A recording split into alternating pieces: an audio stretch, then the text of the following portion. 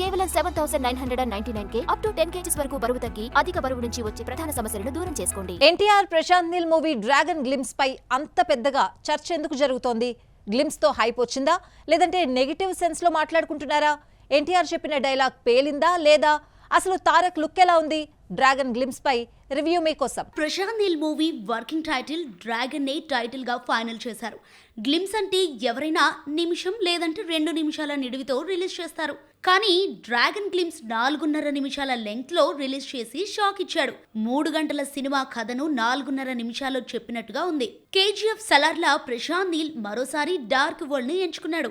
1967లో ప్రపంచ దేశాలను కుదిపేసిన opium drug business ని బ్యాక్ డ్రాప్ లో కథను రాసుకున్నాడు. స్వాతంత్ర్యం వచ్చాక ఆఫ్ఘనిస్తాన్, బెర్ముడా ట్రయాంగిల్ మధ్య ఇండియా కేంద్రంగా ఓపియం డ్రగ్ వ్యాపారం పెద్ద సామ్రాజ్యంగా మారుతుంది. అందులోంచి పుట్టుకొచ్చిన వాడే లూగర్ గా ఎన్టీఆర్ కనిపిస్తాడు. శత్రువులను ఊచకోత కోసే లూగర్ ను పట్టుకునే హీరోగా అనిల్ కపూర్ ఎంట్రీ ఇస్తాడు. మైత్రి మూవీ మేకర్స్ ఎన్టీఆర్ ఆర్ట్స్ నిర్మిస్తున్న డ్రాగన్ తో టీ సిరీస్ కూడా చేతులు కలిపింది. సినిమా 2027 జూన్ 11న రిలీజ్ అవుతోంది.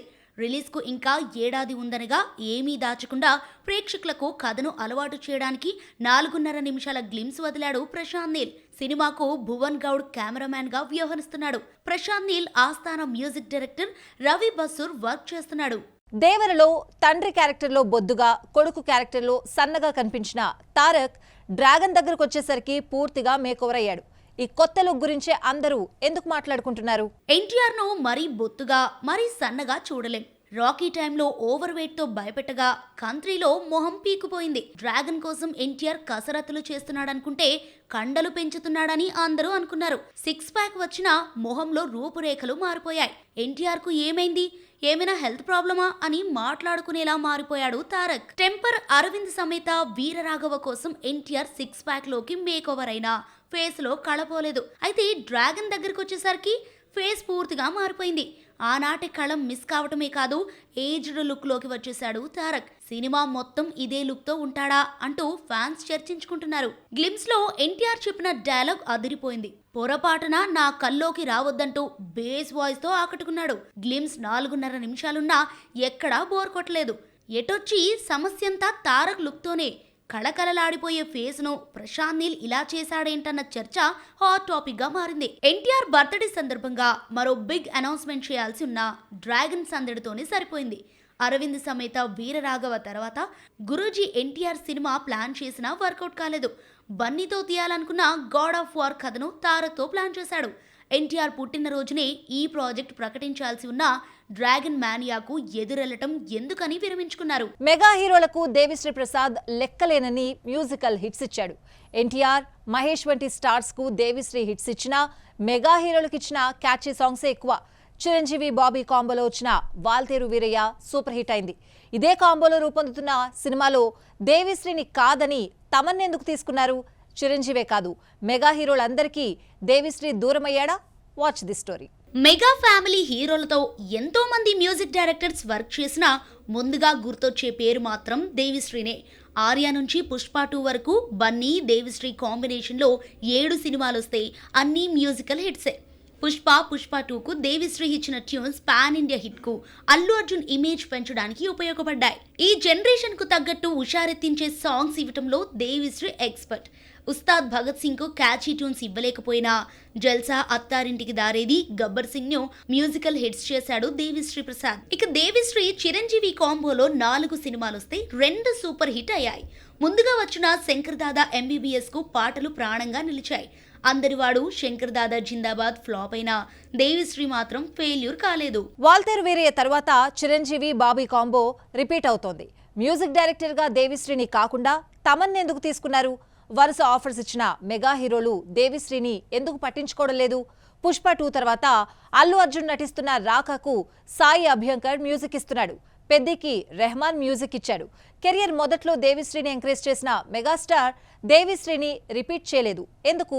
దేవిశ్రీ ఎల్లమ్మ మూవీతో హీరోగా మారాడు. యాక్టర్ గా నెలకు 15 రోజులు డేట్స్ ఇచ్చినా మిగతా 15 రోజులు మ్యూజిక్ చేస్తానని దేవిశ్రీనే చెప్పాడు. అయితే పుష్ప 2 ఉస్తాద్ భగత్ సింగ్ బీజిఎం విషయంలో జరిగిన క్రియేటివ్ డిఫరెన్సెస్ కారణంగా దేవిశ్రీపై నెగిటివిటీ స్ప్రెడ్ అయింది.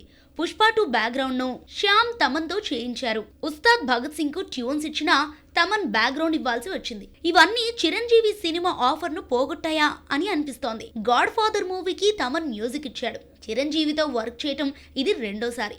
బాబీ లాస్ట్ మూవీ డాకు మహారాజ్ కు కూడా తమనే మ్యూజిక్ ఇవ్వడంతో మెగా కాంపౌండ్ లోకి మరోసారి ఎంట్రీ ఇవ్వటం తమన్ కు ఈజీ అయింది. మంచు మనోజ్ అద్దరిపోయే ఛాన్స్ కొట్టేశాడు. సీనియర్ హీరో బాలయ్యతో ఢీ కొట్టే అరుదైన అవకాశం అందుకున్నాడు.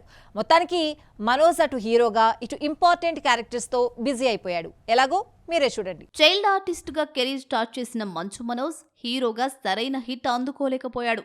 బిందాస్ వంటి 1-6 సినిమాలు తప్ప సక్సెస్ చూడలేదు. ఒక్కడు మిగిలాడు మూవీ డిజాస్టర్ తరువాత ఫేడౌట్ అయిపోయాడు అనుకుంటే మిరాయ్తో ఒక్కసారిగా ఫామ్ లోకి రావడమే కాదు, యాక్టర్ గా బిజీ అయిపోయాడు మనోజ్. మిరాయ్లో పోషించిన విలన్ రోల్ మనోజ్ కు సూపర్ క్రేజ్ తీసుకొచ్చింది. ప్రస్తుతం డేవిడ్ రెడ్డి మూవీ చేస్తున్నాడు. ఈలోగా బాలయ్య గోపిచంద్ మూవీలో పవర్ఫుల్ రోల్లో కనిపించే ఛాన్స్ దక్కింది. మనోజ్ బర్త్డే సందర్భంగా మనోజ్ నటిస్తున్న వార్తను రివీల్ చేశారు మేకర్స్. గతంలో మనోజ్ హీరోగా నటించిన ఊ కొడతారా ఉలిక్కి పడతారా మూవీలో బాలయ్య గెస్ట్ అపీరియన్స్ ఇవ్వగా రెండోసారి కలిసి నటిస్తున్నారు. మనోజ్ బర్త్డే సందర్భంగా కొత్త సినిమా టైటిల్ వీడియోను రిలీజ్ చేశారు. వడ్డీ కాసులవాడ పేరుతో రూపొందుతున్న ఈ సినిమాకు తేజ్ ఉప్పలపాటి దర్శకుడు.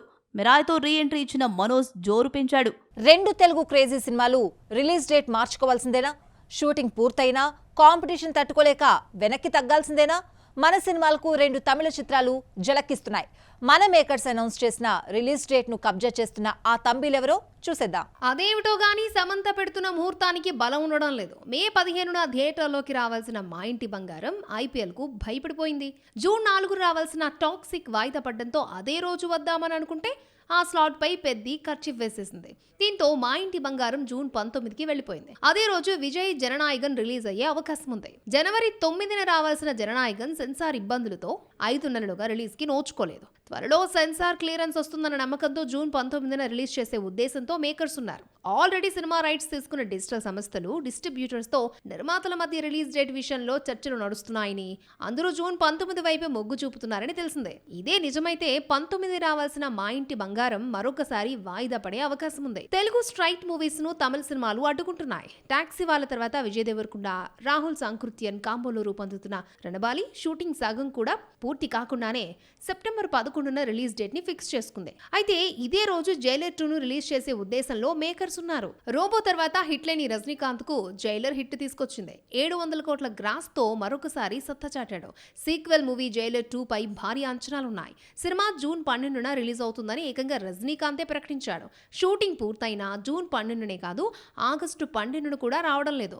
వినాయక చవితి సందర్భంగా సెప్టెంబర్ 11న రిలీజ్ చేసే ప్లాన్ లో మేకర్స్ ఉన్నారని తెలిసిందే. ఇదే డేట్ ఫిక్స్ అయితే రౌడీ హీరో రణబలి తప్పుకునే అవకాశం ఉంది.